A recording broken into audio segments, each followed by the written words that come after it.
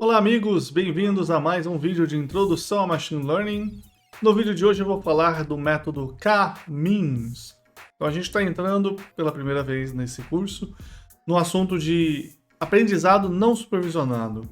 Então a diferença básica entre o aprendizado supervisionado e não supervisionado é que antes você tinha os labels, os rótulos, os targets, como você quiser chamar, para os valores, e agora você não tem isso. Você só tem dados que estão todos juntos, certo? Então você tem várias informações de clientes, mas você não quer prever, por exemplo, nada de se eles estão...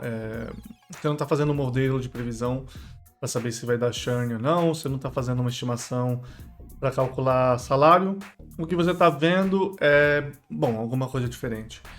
E os modelos que a gente vai abordar nesta e na próxima, eu acho, aula, são de agrupamento. Então eu vou te dar, por exemplo, um conjunto de clientes e você vai agrupar esses clientes de acordo com características que você fala, esses clientes aqui fazem sentido estarem juntos e aqueles clientes ali não, certo?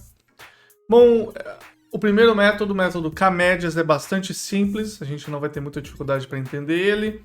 Antes de começar, não se esqueça de já deixar um like, já se inscrever no canal e compartilha esse vídeo nas redes sociais aí, principalmente se você tiver no Twitter, dá um share lá, me ajuda bastante a alcançar mais pessoas, ok? Vamos lá. Então estamos aqui usando o Pluto Notebook, certo? Se você não conhece o Pluto Notebook, eu tenho um vídeo só sobre ele, é bastante prático porque eu estou usando o Julia. A gente não está fazendo uma aula de Julia, é uma aula genérica, tá? Então não se preocupe, você não precisa saber nada do código. Então, K-médias, como eu falei, a ideia é fazer agrupamento. Então você tem um conjunto de dados, por exemplo, esse daqui, e você vai juntar ele e falar, olha, faz sentido esse grupo aqui estar junto, aquele grupo ali estar junto, etc. Tá? Por exemplo, aqui esse grupinho, ou talvez esse grupinho, faz sentido todo estar junto. Eles estão afastados de todo o resto. Só tem duas dimensões nesses dados. Aqui, aparentemente, talvez tenha outro grupo. Aqui em cima, um outro grupo. E talvez esse pessoal que sobrou outro grupo, certo? Visualmente, eu fiz essa inspeção e juntei essa galera. O método K-means é uma das maneiras de eu escolher ou calcular ou determinar esses grupos. Ele é feito definindo a priori quantos grupos eu vou ter. Então eu falo, eu quero 3 grupos, ele vai me dar 3 grupos. E o algoritmo é bem simples, eu escolho aleatoriamente 3 pontos aqui nesse espaço. Eu posso pegar 3 dos dados mesmo. Eu atribuo cada ponto esses 3 que eu escolhi vão ser centros, certo? Então são K centros. Aí eu atribuo cada um desses dados a um dos centros e eu pego o conjunto inteiro dos dados e recalculo o centro. Então aqui, obviamente, super confuso de explicar o que eu estou falando. Vamos ver aqui. Então eu peguei 2 pontos, este e este, são 2 pontos aleatoriamente escolhidos. Os pontos mais próximos desse centroide aqui, desse centro azul, são esses pontos azuis. Os pontos mais próximos desse cara vermelho aqui são esses pontos vermelhos. Agora o que eu vou fazer é, considera todos os pontos azuis, calcula a média, tá? Esse é o centro de massa dos pontos, é o centro, certo? Centroide, tem vários nomes. A conta é só você somar todos os vetores e dividir pelo número de vetores, ou seja, a média. Calcula a média vai mais ou menos aqui para o meio, alguma coisa assim. Mesma coisa para o vermelho, deve vir aqui para algum dos lados. Vamos fazer uma iteração, eu deixei separado aqui, uma iteração do método, e é exatamente isso que aconteceu. Ele saiu daqui para cá, e ele estava aqui e veio para cá. Depois que você calculou o novo centro, você reatribui as classes. Então eu estou chamando de centros e classes, tem outros nomes, o que importa é a ideia. Calculei aqui. Eu marquei quantas pessoas foram atualizadas, então se você olhar na interação anterior, esses 2 caras aqui mudaram. Então essas 2 pessoas foram atualizadas, então teve mudança quando eu mudei de centro. Eu vou repetir, calcular um novo centro de massa, e aí eu vou reatribuir as classes, com segunda iteração. Uma pessoa mudou, não consigo nem ver, essa daqui, no meio mudou, ele moveu um pouquinho, de novo, movi, dessa vez ninguém mudou. Se eu fizer mais interação, agora que ninguém mudou, ele continua parado.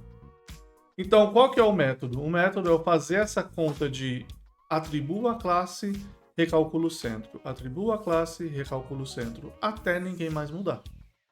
É só isso. Esse é o método K-médias. Dá para você implementar, dependendo da linguagem, em 10 linhas, até menos. Se você tiver um loop, tipo uma compreensão de loop, você consegue fazer até mais rápido. Mas se você quiser ser um pouco mais descritivo, 10 linhas. E para ser eficiente também não é muito mais trabalhoso do que isso. Beleza? Como eu falei, ele a priori define o número de clusters, tá? De centros. Então, a saber, em inglês, isso é clustering. Em português, a gente às vezes traduz como clusterização. Se acostume, clusterização, agrupamento, tanto faz. A gente deveria falar agrupamento, porque português, blá, mas clusterização é mais legal. Então, o cluster, ou centro, é escolhido a priori, nesse caso 2. Só que eu olhei para esse conjunto e falei, 2 eu não quero, eu quero 3. Mudo aqui. Outros 3 pontos aleatórios, certo? No caso, o terceiro ponto é novo aleatório. E se eu repetir as iterações, eu vou achar soluções diferentes. Claro que agora eu tenho 3 centros. Mesma coisa, com 3 centros ele veio para cá. Se eu quiser 4 centros, a solução é diferente. Note que nesse caso a solução foi diferente. Ele começou com um ponto aqui em cima. Aqui em cima, aqui, aqui e aqui. Então agora que ele vai andando vai ser bem interessante, porque esse moveu para a esquerda e esse também por causa destes pontos que puxaram aqui. E esse daqui também. O roxinho ficou no canto. Mais uma iteração, o roxinho essencialmente ficou parado. Aqui moveu quase nada, aqui foi um pouquinho mais para lá. E agora eu estou na terceira iteração, antes já tinha acabado, aqui não acabou ainda. Repito um pouco mais, agora ele parou. Ele parou com essa situação. Muito interessante, espero que o básico do método tenha entendido. Vamos falar do que não é tão legal. Então olha só, a gente fez o método, a gente entende o básico dele até agora. Eu sei que eu posso fazer essa aplicação várias vezes e ele vai achar 4 clusters. A pergunta é, esses 4 clusters são 4 clusters bons? Ele está achando 4 clusters interessantes? E a resposta é, não tem garantia nenhuma disso. Ok? Então o método K-means, ele vai achar 4 clusters. Não quer dizer que são 4 clusters bons. Esse é um exemplo interessante. Aqui ele achou esses 4 clusters, mas talvez fizesse sentido ter um cluster aqui e um cluster para cá. Por que ele achou este? Porque os pontos iniciais definem quais vão ser os clusters que ele encontrou. Então, se eu escolher novos pontos iniciais, ele pode encontrar solução diferente. Então, aqui embaixo, eu coloquei um valor, que é o seed, a semente aleatória, que eu uso para gerar os clusters. Então, eu vou mudar ele para 1. Eu acho uma maneira diferente de gerar os clusters. Agora, ele separou num cluster aqui, um cluster aqui, e aqui a mesma coisa de antes. Eu posso colocar mais iterações, vamos colocar bastante iterações, para ele estar sempre no 0, certo? Então, com esse seed, ele encontrou esses 4 caras. Bom, eu coloquei 500 seeds diferentes, então, ó, aqui ele fez uma coisa completamente diferente. 190, bem diferente. 234, diferente. Então, esse daqui, inclusive, foi horrível, se você for olhar bem, porque ele pegou esse cara que claramente é um cluster e esse cara que claramente é um cluster e separou os dois. Então, essa solução foi péssima, mas ele não sabe, ok? Mais clusters pode ser que seja melhor, mais clusters pode ser que seja melhor. Qual a solução certa de clusters? Eu não sei ainda, ok? Já vamos falar disso. Então, antes da gente entrar na avaliação dos clusters, vamos olhar mais alguns exemplos. Eu vou voltar tudo para o caso inicial, semente também não importa, e eu tenho alguns datasets diferentes. Então, os primeiros 4 ou 3 datasets que eu criei são completamente aleatórios, ou quase completamente aleatórios. Não sei qual que é a solução melhor nesses casos, tá? Não quer dizer que existe uma solução melhor. Com 2 clusters ele começou assim, depois de umas 20 iterações ele fez isso daqui. Com 3 clusters ele fez essa separação no meio, mas se você mudar o ponto inicial, a separação fica um pouco mais diferente. No caso de 3 clusters, você está vendo que aqui, pelo menos, ele está sempre ficando com uma faixa no meio, uma faixa embaixo, uma faixa em cima. A cor muda, mas a faixa é mais ou menos a mesma. Só quando um dos pontos fica mais à direita que ele varia. Dataset 2, esse dataset é um carinha aqui, mais umas coisas no meio. De novo você vai ver muita variação. Em geral, esse cara deveria ficar sozinho. Se mudar a semente, ele às vezes não vai ficar. Ou talvez fique sempre. Não dá para prever. Ok? Aumentar o número de clusters, vai tendo coisas fantásticas. 3, mesma coisa, monstrinho, não tem muito segredo nesse. Esse notebook vai ficar disponível para você se você quiser baixar e se divertir. Database 4 é onde eu começo a ser mais específico. Então aqui, até subiu. Aqui eu fui específico, falei, eu quero 2 centros, tá? Eu criei um centro completamente separado do outro centro. Quase todos ou todos ele consegue achar facilmente e ele consegue separar bem, a gente vai ver. Dataset 5, ele deixa um pouco mais separado, mas também é relativamente fácil de encontrar. Note que se você achar mais pontos, faz menos sentido. Os outros pontos aqui são essencialmente a mesma ideia.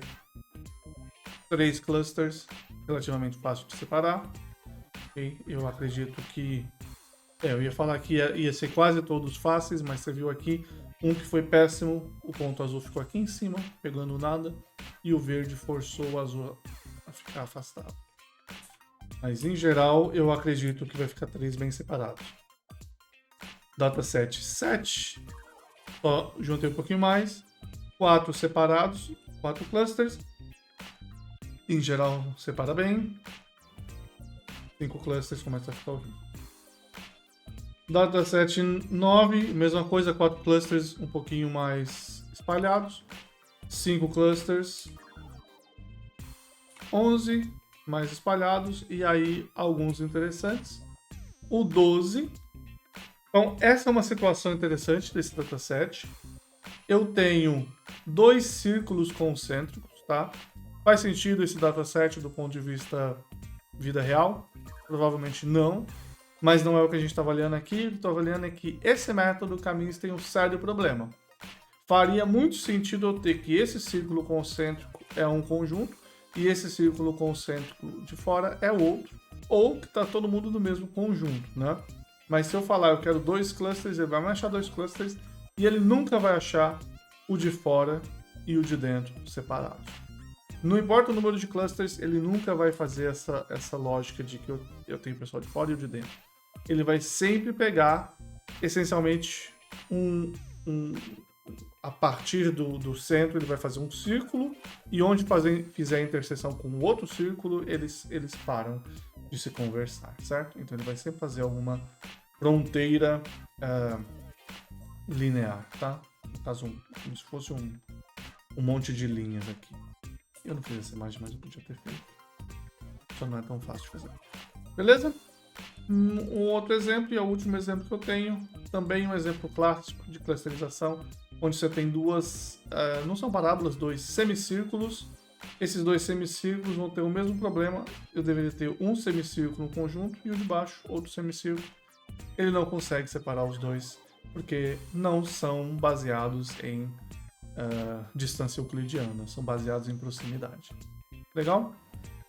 O outro defeito que você vai ter, eu consigo ver lá no caso original, eu tenho este ponto aqui muito afastado e esses pontos aqui talvez também muito afastados.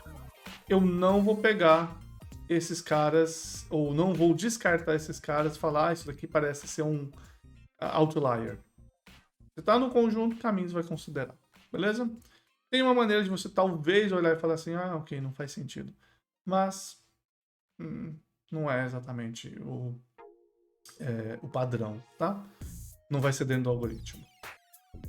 E aí a última coisa que eu vou falar sobre o K-means especificamente é que, apesar do que eu falei que você tem a semente pode variar muito, na prática você tem uma implementação do K-means, que se eu não me engano é chamada K-means++, ou alguma coisa assim, que faz algumas melhorias para impedir esse tipo de coisa. A gente fala sobre ela, mas eu nunca fui atrás. A gente só sabe que está implementado nos lugares que implementam K-means, porque você não quer que o K-means fique fazendo porcaria. Na prática, o que quer dizer é que o K-means ele é um pouco melhor do que eu estou falando, mas ele também é um pouco mais difícil de implementar e acaba sendo um pouquinho mais lento, ok? Paciência, ainda é um método interessante e a lógica por trás continua sendo a mesma. Algumas ideias mais inteligentes, beleza? Vamos falar sobre a avaliação desses clusters. Então vamos falar agora sobre uma medida de agrupamento, uma medida de qualidade de agrupamento chamada silhueta. Então eu vou considerar esse conjunto aqui em cima para o nosso exemplo inicial, tá? E eu vou comparar com a situação 3x3 depois para a gente ver que... 3x3 não, a situação de 3 grupos para a gente ver que é para ser melhor. Vamos ele pega os pontos. A medida de silhueta ela é meio complicada de se explicar, de fazer a conta e tudo mais. A ideia básica dela é que ela olha para a distância intracluster e a distância intercluster. Ou seja, você vai olhar para a distância dentro de um próprio cluster e você vai olhar para a distância entre clusters. Na verdade, entre um ponto e um cluster.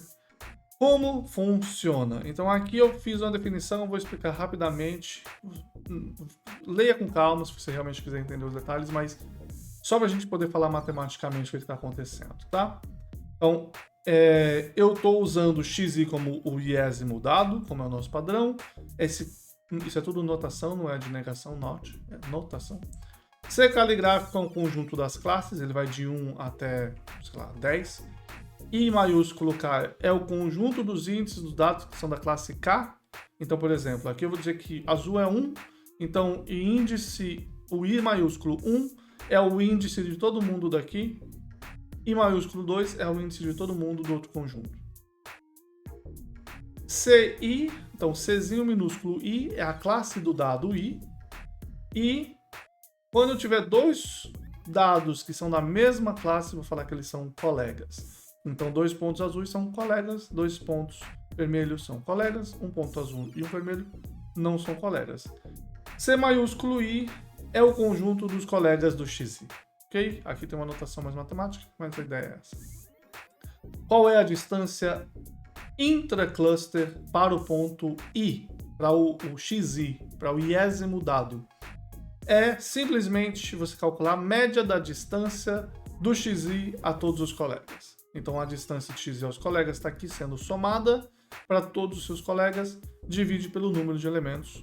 O próprio xi não pode estar incluído, certo? Porque senão você está pesando por zero, que não faz sentido nenhum. É a distância do xi, os colegas não tem por que você colocar. Então é por isso que você tem 1 dividido por tamanho do conjunto ci menos 1. Ok? Então, se eu estiver olhando esse ponto aqui, eu vou estar olhando a distância desse cara para esse do lado, para um pouquinho de cima, o outro. Soma todas essas distâncias e divide pelo número de elementos. Essa é a medida AI para esse cara. Para cada elemento do conjunto, eu vou fazer essa conta. Para cada elemento do outro conjunto também. Tá? Então, eu tenho N, número de elementos do conjunto, As. Intercluster. Intercluster é ainda um pouquinho mais complicado de entender. É a menor distância média do dado xi aos outros clusters. O que é? O que? Como? Para entender melhor, eu já deixei separado aqui, porque eu acho que não ficou claro o suficiente. Você primeiro considera a distância média entre o xi e o cluster K. Então, vem aqui para cima de volta. Eu estou com esse mesmo ponto aqui. Qual que é a distância desse ponto para o outro cluster, a distância média desse ponto para o outro cluster? Então, eu pego esse ponto azul e cada ponto vermelho, calculo a distância, somo todo mundo, divido pelo número de elementos vermelhos. Essa é a distância média, ok? Essa distância média que eu calculei ali, aqui, é o D e ao cluster K. E eu vou calcular o BI como sendo o menor desses valores. Eu só tenho um, então não faz muita diferença nessa imagem, tá? Mas se eu tivesse 4 clusters, eu ia pegar o elemento do azul, calcular a distância média para o vermelho, calcular a distância média para o roxo, calcular a distância média para o amarelo e ver qual das 3 é menor, okay? Ao mínimo entre elas. Então, se eu estiver muito próximo de outro cluster, pode ser que o dado I, na verdade, devia estar próximo do outro cluster, devia estar pertencente ao outro cluster e não esse, beleza? Então, a priori, o AI é a distância de dentro e o BI é a distância de fora. Então, o AI é para ser um pouco menos, é para ser, não vai ser necessariamente, tá? Mas é para ser menor que o BI em geral, se tiver bom, tá? Mas ele pode não estar bom, ele pode estar ruim, ele pode estar muito próximo de outro conjunto, e aí a distância do AI pode ser igual ou maior que a do BI. Beleza? O AI, quão bom eu estou dentro do meu conjunto, e quão longe e o BI é quão longe eu estou do outro conjunto. Finalmente, a silhueta, sem spoilers, a silhueta é a diferença entre os dois dividido pelo máximo. A divisão pelo máximo é só para normalizar, tá? Se o meu BI for muito maior que o AI, isso quer dizer que esse cara aqui vai ser próximo de 1, tá? O BI ser muito maior que o AI quer dizer que ele está bem colocado. O AI é pequeno, o BI é grande, então ele está próximo dos amigos dele, dos colegas dele, e ele está longe dos outros caras que não são colegas. A silhueta igual a 1 é boa. E o contrário, se o AI é muito grande, ele está afastado dos próprios colegas e ele está próximo de outros colegas, tá? Então veja que é relativo, ele pode estar próximo e mais próximo, ou longe e ainda mais longe, então é sempre relativo, por isso que eu divido pelo máximo. Nesse caso, onde ele está ruim para o próprio conjunto, mas próximo de outro, ele vai ser negativo e ele tende a -1 no caso extremo. Então essa medida de silhueta está entre -1, que quer dizer ruim, e 1, que quer dizer bom. E você tem, essencialmente, essa imagem. Primeiro, talvez seja óbvio, talvez não, esses valores aqui são um para cada índice, tá? Então eu estou do índice 1 ao 200, mas não na ordem 1 a 200. O que eu faço é, eu calculo todas as silhuetas, aí eu ordeno, primeiro agrupo, quer dizer, agrupo entre todos os azuis, todos os vermelhos, e ordeno do maior para o menor em geral. Podia ordenar de outro jeito também, não faz diferença. Então, todos os azuis do maior para o menor, todos os vermelhos do maior para o menor. Se você olhar individualmente, você consegue ver a silhueta de cada elemento e você consegue ver se ele está bem colocado ou não. Então, como eu falei, o máximo é 1, aqui está próximo do 0,7, então tem um monte de gente próxima do 0,7, aqui um monte de gente próxima do 0,5, um elemento aqui embaixo menor que 0,2, tá? Então não muito bom esse último cara aqui. Olhando para esse conjunto aqui, talvez seja esse ponto aqui, talvez seja esse ponto aqui. Por quê? Porque ele está mais próximo tá quase próximo do outro conjunto. Aqui que é a média do outro, né? É aqui. Não lembro. Mas ele está próximo o suficiente do conjunto vermelho para talvez você pensar que se a clusterização não tivesse sendo feita pelo K-means, ele estivesse no lugar errado. Beleza? Vermelho, mesma coisa, um monte de gente próximo do 0,7, eles estão mais bem colocados. E aí você tem um monte de gente no final que fica bem mal colocado. Inclusive um cara que está negativo. Tá? Negativo. Isso quer dizer que ele está mais próximo, na média, do azul do que do vermelho. Muito possivelmente esse aqui, certo? Tem muito mais ponto azul próximo dele do que ponto vermelho. Então ele por exemplo, uma maneira de você falar, talvez eu pudesse jogar esse cara para outro conjunto, beleza? Mas, enfim, ninguém faz assim. Medida de silhueta é um vetor, 200 elementos, no caso eu tenho 200 dados. Não é tão divertido você usar um vetor para avaliar essas coisas, então as pessoas gostam de ter um valor único, uma maneira de você calcular a média. A média, ou seja, a silhueta média, é essa linha pontilhada aqui, é esse valor 0.6224. Ok? Aproximado 4 casas decimais. Então, se você quiser ser bruto, não quiser avaliar a silhueta, você pode falhar também. Você pode falar que a medida de silhueta ou a qualidade do agrupamento desse agrupamento é 0.6224. Mas, se você tiver a chance, idealmente olhe para a silhueta em si, tá? Aparentemente isso aqui parece uma silhueta. Mas, enfim. Beleza? Vamos ver o caso de eu ter 3 clusters. Ou clusters, eu não sei. São 3 clusters. Aqui esses dados talvez mal colocados, talvez não, mas com certeza esses aqui estão bons, esses verdes estão bons e esses azuis de cima estão bons. Então como é que está o cluster? Tá aqui. Primeiro o verde está lá em cima do 0,9, muito bem colocado. Esse é o primeiro conjunto lá de baixo, certo? Lembra? Conjunto aqui embaixo, muito bem colocado. O conjunto vermelho um pouquinho pior, mas não tanto, com exceção de alguns elementos mais para frente. E o azul também muito bem colocado em vários pontos, menos em alguns outros. O conjunto verde, maravilhoso, muito bem colocado, puxou o valor da clusterização da silhueta média para cima. Mas aí você ainda tem alguns pontos que puxam a silhueta para baixo, principalmente esses caras aqui do canto. Se eu tivesse 4 clusters, 5981 ficou bem ruim, então vou supor que é um daqueles casos que não deu certo. Talvez. Mas aqui em cima ficou azul, aqui uns dados perdidos roxo e alguns vermelhos e verdes. O verde ainda adequado, mas teve pelo menos um azul que ficou péssimo. Esse cara aqui que tá coladinho no outro ficou péssimo. Mas pelas contas aqui em cima ele não acabou ainda de fazer a separação. Então posso fazer mais iterações. Pronto. Se eu mudar a semente, ele muda, certo? E aí uma coisa importante, se você mudar a semente, você muda a silhueta também, potencialmente, pode ser que não, né? No caso 2x2, por exemplo, se você mudar a semente, ele continua tendo a mesma coisa. Ele pode mudar de cor, porque aí a pessoa que é o vermelho muda de lado com a pessoa que é o azul, mas continua sendo o mesmo conjunto final, tá? Então não se apegue com a cor ou a ordem daqui, porque vai variar com se um ponto começou assim ou assado, ok? E então é isso. Essa é a ideia básica.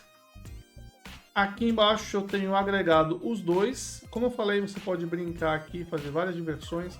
Então, só para a gente olhar um conjunto que me interessa, que é o 4.